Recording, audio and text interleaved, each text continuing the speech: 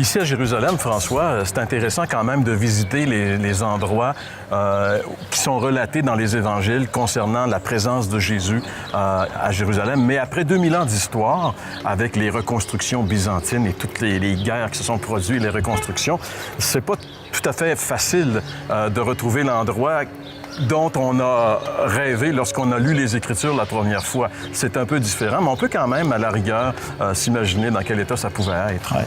C'est ça. Puis une chose un peu dommage, je trouve, c'est qu'il y a plusieurs lieux qui se réclament des mêmes événements. Tu sais, comme j'ai compris que Marie, elle serait née à 4 places différentes. Là. C'est sûr que c'est pas évident de tout mettre ça en place. Sauf que ici, c'est clair qu'on est sur les lieux de la piscine de Bethesda, qui est à l'intérieur du monastère de Sainte-Anne.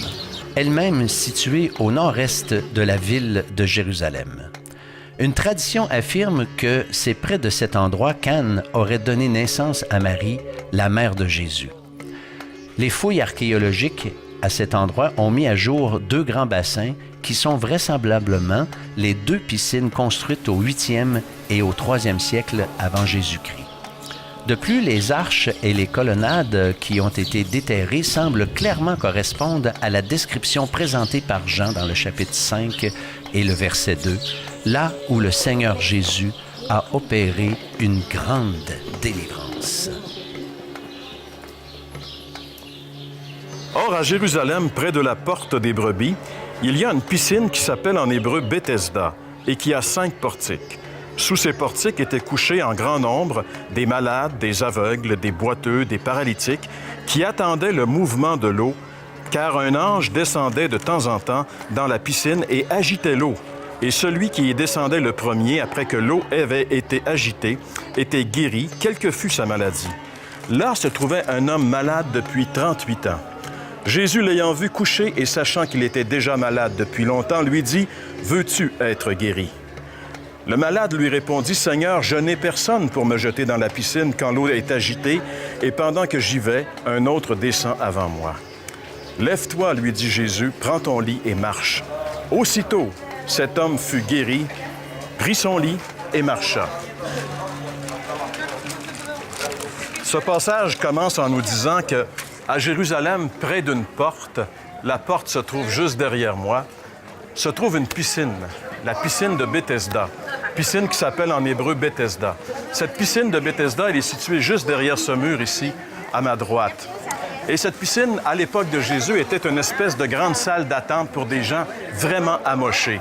Les gens qui se retrouvaient dans cette piscine étaient des gens qui étaient aveugles, des malades, des paralytiques, des gens en réalité qui étaient exclus du temple. Ces gens-là n'avaient pas accès au temple, donc c'était des parias. Et aussi, dans cette piscine, il y avait une espèce de superstition qui disait que, de temps à autre, un ange venait faire bouger l'eau et la première personne qui descendait dans l'eau après que l'ange ait fait bouger l'eau était guérie. Quand Jésus est entré dans la piscine, ses regards se sont portés sur probablement l'homme le plus mal en point qui était dans cette piscine. Jésus a vu un homme qui était là, qui était malade depuis 38 ans. Et la chose la plus drôle, c'est que Jésus va demander à cet homme, « Veux-tu être guéri? » D'une manière toute évidente, s'il est là, c'est qu'il veut être guéri.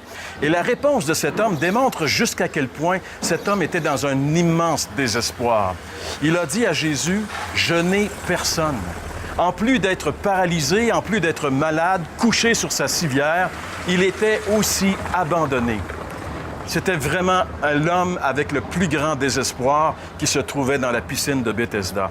Et là, Jésus va lui dire quelque chose de vraiment incroyable. Jésus va le regarder droit dans les yeux, il va simplement lui dire « Prends ton lit et marche ». Cet homme qui attend depuis 38 ans d'être libéré, d'être guéri, dans cette eau, ça n'est jamais venu, mais la présence de Jésus ce jour-là a fait toute la différence dans sa vie. Il a pris son lit, il est sorti et il a marché. Il était guéri.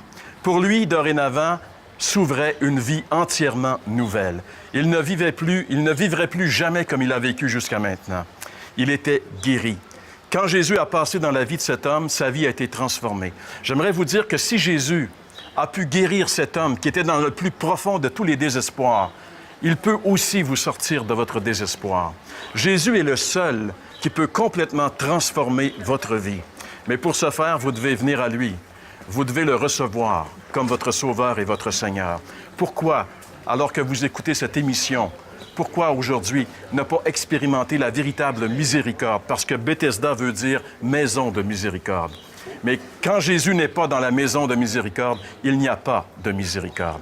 Venez à Christ maintenant, recevez-le et vous allez voir, vous allez expérimenter la puissance qu'il a pour vous donner une vie complètement nouvelle.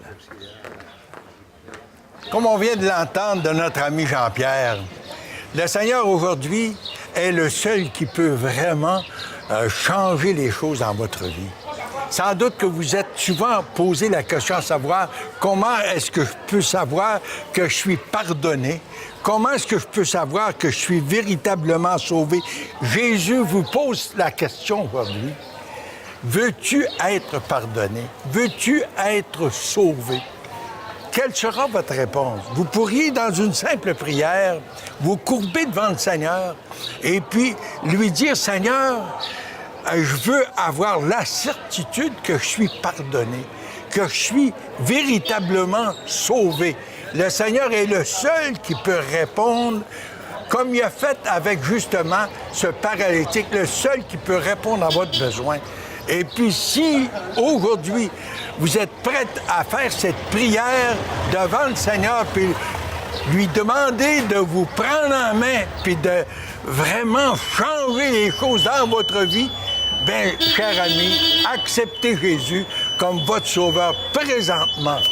Que le Seigneur vous aide à le faire pour sa plus grande gloire, puis pour justement le bonheur puis la paix que vous avez besoin dans votre vie.